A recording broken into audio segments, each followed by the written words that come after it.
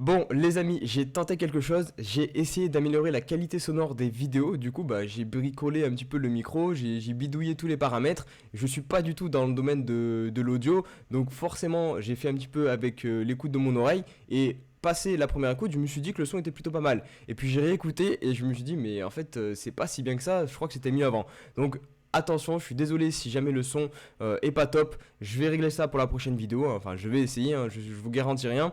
Mais voilà, je vous préviens, dites-moi d'ailleurs en commentaire comment vous trouvez la qualité sonore, autant vous allez l'apprécier, donc ça serait top, mais j'y crois pas trop. Donc voilà, je vous préviens sur ce point, j'ai changé un petit peu la qualité sonore de mon micro.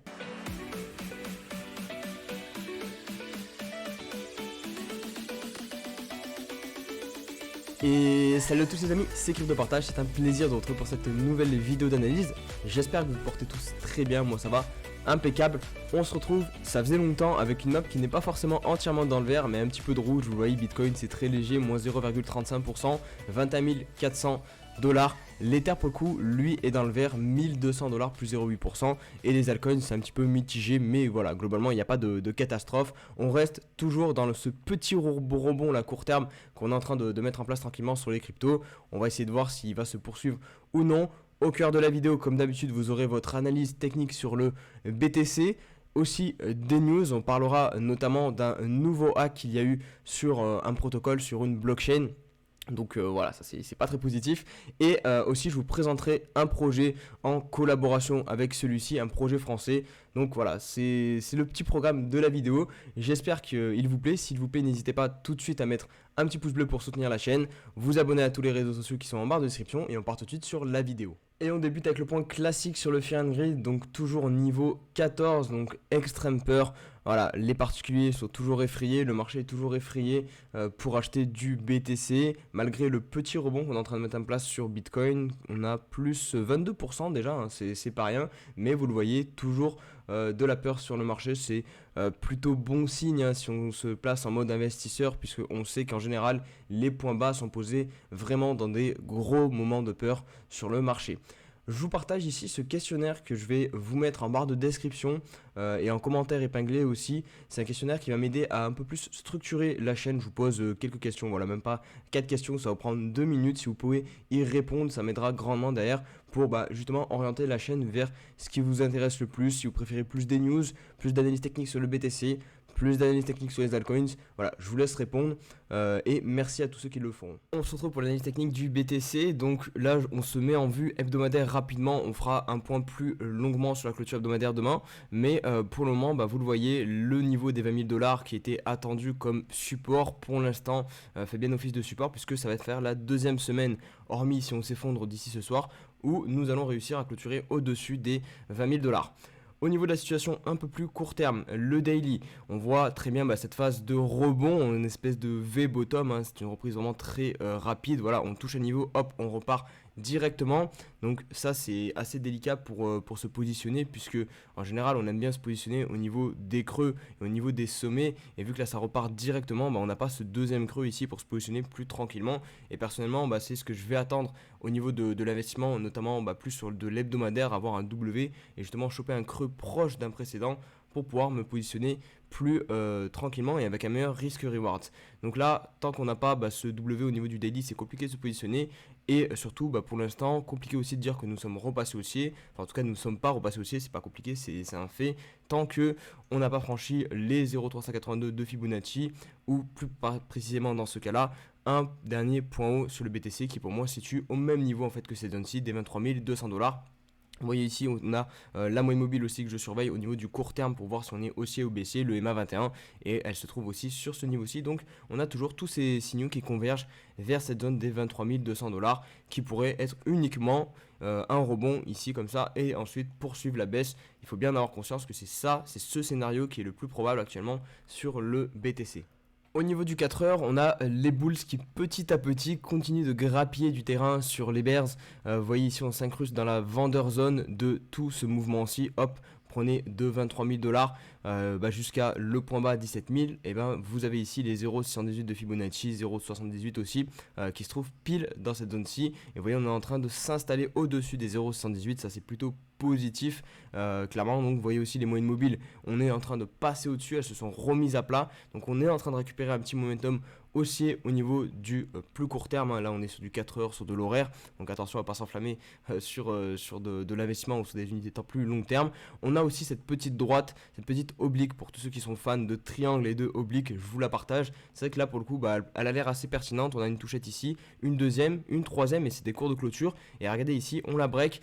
Moi ce qui me dérange un petit peu, c'est qu'on n'a pas de bougie de breakout. J'aime bien voir sur des breakouts comme ça de oblique, des grosses bougies ou même sur des résistances. Ça montre que vraiment le niveau est clé, le niveau est important, et que des personnes en fait ont pris conscience qu'il y avait cette oblique et l'ont vraiment joué. Là pour le coup on n'a pas ce niveau de breakout, mais par contre derrière on a une espèce de pullback. Vous voyez, on s'est posé sur cette oblique pour ensuite continuer la hausse. Donc voilà, à vous de terminer si elle est pertinente ou non. Mais en tout cas, une chose est sûre, c'est que pour l'instant, on continue de grappiller la vendor zone. On attend toujours donc ce retour au minimum à 23 000 $. Mais attention, faut pas oublier que c'est les bears qui quand même gardent la main. Et à tout moment, la vendor zone fait le taf. On voit qu'ici, pour l'instant, on n'a pas réussi à faire un plus haut que ce niveau-ci. Il y a clairement une résistance qui est en train de se former ici au niveau des 21 500 $. En plus de ça, on est le week-end. Donc la majorité ici de ce mouvement s'est effectué le week-end. Donc attention, je vous le dis maintenant quasiment chaque week-end. En général, les mouvements du week-end sont rattrapés le dimanche soir directement par le CME en sens inverse. On passe maintenant aux partenaires de la vidéo. Je vais vous présenter un projet français né en septembre 2021. Il s'agit de Oyabun. Alors Oyabun est une application mobile Web3 qui se veut move to earn. Donc là clairement on est dans la tendance un petit peu, mais vous allez voir, Oyabun compte bien se démarquer de ses concurrents en ajoutant quelques fonctionnalités qui lui seront propres. Vous allez être plongé avec ce projet dans un univers manga futuriste peuplé de cyber yakuza. Et comme je vous disais, Oyabun veut clairement aller plus loin que juste être un move to earn, puisqu'il va notamment intégrer à son application mobile un système de fight to earn, mais aussi la roadmap prévoit l'intégration d'un système de bet to earn et aussi de clan de ligue. Les points clés de Oyabun, ça va être notamment à travers cette double mécanique, donc de move to earn et fight to earn, qui vont clairement être les deux atouts, les deux modes de jeu principaux de Oyabun. Et en fait, Oyabun va renforcer son modèle économique des play to earn, puisqu'elle ne sera pas basée sur un seul modèle. La pérennité du système est moins dépendante des nouveaux entrants sur le long terme, parce que tout simplement, vu qu'il y a le modèle de fight to earn, il va y avoir des gagnants et des perdants, et ça fera beaucoup moins de monde du coup qui remporteront des tokens pour ensuite les revendre directement et faire une grosse pression vendeuse sur le token, à la différence des move to earn plus classique, où là du coup dès que vous marchez vous récupérez des tokens, et là vous les vendez directement, et c'est tout le monde qui fait ça. Justement, je vais vous expliquer un peu plus comment fonctionne le jeu. Donc il va y avoir des NFT qui représenteront des Yakuza. Pour jouer au jeu, vous devrez vous équiper de Yakuza. Donc le but, ça va être d'avoir vos Yakuza et ensuite évidemment de les faire évoluer. Et c'est grâce à eux que vous allez pouvoir combattre contre d'autres Yakuza et récolter des tokens. Donc comme je vous ai dit, il y a deux mécaniques, la mécanique Move to Earn et la mécanique Fight to Earn. On va commencer par présenter la première, donc la Move to Earn. Donc celle-ci en fait, elle va vous permettre de renforcer votre Yakuza et aussi de gagner des tokens. Comment ça va se passer? C'est tout simple, vous allez marcher classiquement comme un move to earn, donc ça c'est plutôt cool. Voilà, ça participe à aussi faire un petit peu de sport, se bouger un petit peu, tout en ayant un petit peu le côté ludique justement du jeu que va proposer Oyabun. Donc sur le move to earn, vous allez directement pouvoir soit récolter des tokens, donc vous pourrez quand même gagner directement un petit peu d'argent en marchant et en trouvant des tokens, mais vous allez aussi surtout pouvoir trouver des items qui vous permettront notamment d'être utilisés lors des combats, donc pour être meilleur pendant les combats, mais aussi de monter en level votre Yakuza. Donc voilà, c'est un petit peu toute cette mécanique là déjà que vous voyez peut-être commencer à se mettre en place, qui va permettre au token de ne pas être dumpé directement, puisque il y a vraiment une mécanique d'amélioration de votre Yakuza, de mécanique de jeu un petit peu, dans le but derrière de gagner plus de combats. On passe maintenant sur le Fight to Earn. Donc votre Yakuza va pouvoir combattre soit contre une IA ou soit contre d'autres joueurs directement dans l'arène de combat pour montrer voilà, qu'il est supérieur. Et ensuite, vous pourrez, si vous gagnez les combats, gagner des tokens directement.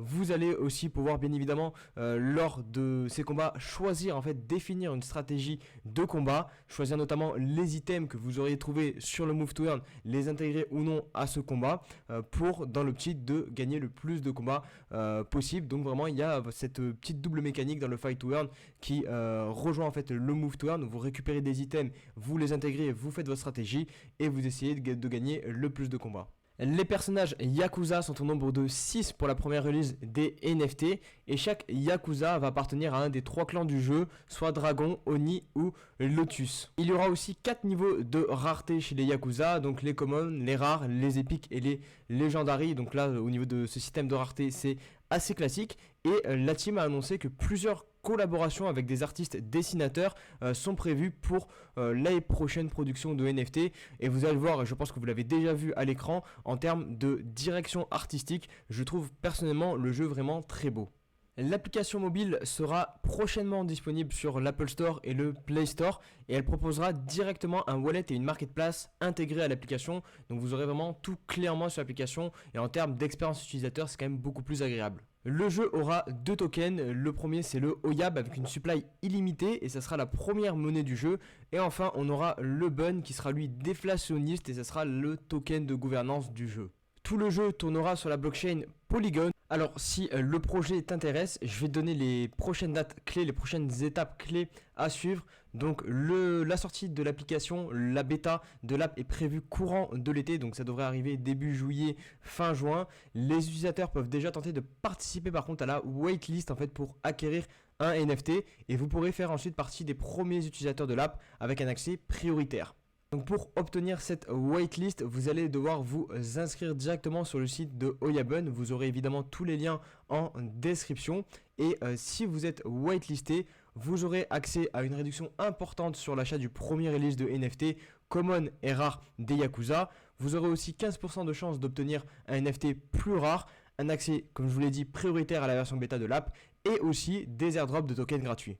J'ai oublié de vous préciser, mais le prix des NFT tourneront a priori entre 100$ et 150$ pour le prix du mint. Donc voilà, au moins vous avez toutes les informations. Si ça vous intéresse, comme je l'ai dit, il faut à tout prix passer par cette waitlist. Il y a déjà bien évidemment un Discord, une grosse communauté est en train de se créer autour de ce projet. Vous avez peut-être dû le voir chez mes collègues youtubeurs. Il y a eu pas mal de publicités faites autour de ce projet de communication. Donc ils sont vraiment en train de mettre le paquet sur la communication. Donc ça devrait vraiment monter une belle communauté. Donc voilà, si vous voulez prendre part au projet, c'est maintenant, vous le savez, toujours être early dans les projets crypto, c'est en général ce qui rapporte le plus. Je vous laisse bien évidemment derrière étudier le white paper, vous faire votre propre avis. Attention, en aucun cas je vous dis de courir acheter, je vous donne juste le projet, je vous le présente et derrière c'est à vous de faire votre travail de recherche et d'estimer si oui ou non c'est intéressant d'investir et d'y consacrer du temps sur ce projet. Et on se retrouve pour les news. On débute par malheureusement une mauvaise news puisque la société Bitpanda qui a notamment l'agrément PSAN, Bitpanda c'est un échangeur tout simplement. Vous pouvez d'ailleurs acheter des actions sur le site, ils proposent des actions en plus des crypto-monnaies. Là ils annoncent licencier un tiers de leurs employés dans une lettre adressée à l'ensemble de leurs employés puis publiée de manière transparente sur leur site internet. Ils ont donc fait cette annonce de licencier plus d'un tiers de leur personnel. Ils ont avoué que c'était une erreur stratégique qu'ils avaient commis. Voilà, ils n'avaient pas anticipé à mon avis le bear market et du coup ils se sont retrouvés avec beaucoup trop d'employés à devoir payer comparé au flux qu'ils allaient devoir, enfin à l'argent qu'ils allaient rentrer, c'était plus compatible. Donc ils préfèrent diminuer pour préserver la santé de leur société plutôt que de couler avec trop d'employés. Donc ils vont passer de 1000 employés à 730 employés, c'est ça le calcul, moins 30%. Et ils annoncent aussi qu'ils mettent en place un Bitpanda Talent Connect Hub pour en gros permettre à leurs employés licenciés de rencontrer de futurs employeurs et aussi d'avoir un soutien moral qui sera mis en place pour aussi les aider à traverser cette étape qui peut être compliquée. Et on va conclure avec malheureusement aussi une mauvaise nouvelle puisqu'il s'agit d'un hack sur la blockchain Harmony. 100 millions de dollars ont été substitués par le hacker. Il s'est attaqué au Horizon Bridge. Donc qu'est-ce qu'un bridge pour les personnes qui ne sont pas encore familiers avec tous ces termes crypto? Alors bridge en anglais c'est évidemment pont. Donc là c'est un pont en fait entre une blockchain et une autre. Dans le cas de ce hack, Il s'agit donc du pont entre Harmony et Ethereum, et Harmony est la Binance Smart Chain qui a été hackée. Il y avait aussi un pont entre Harmony et le Bitcoin, mais ce bridge apparemment n'aurait pas été impacté, n'aurait pas été touché. Donc là, le hacker s'en est pris au pont entre Harmony, Ether, Harmony, BSC. Je vais pousser un peu l'explication un peu plus loin.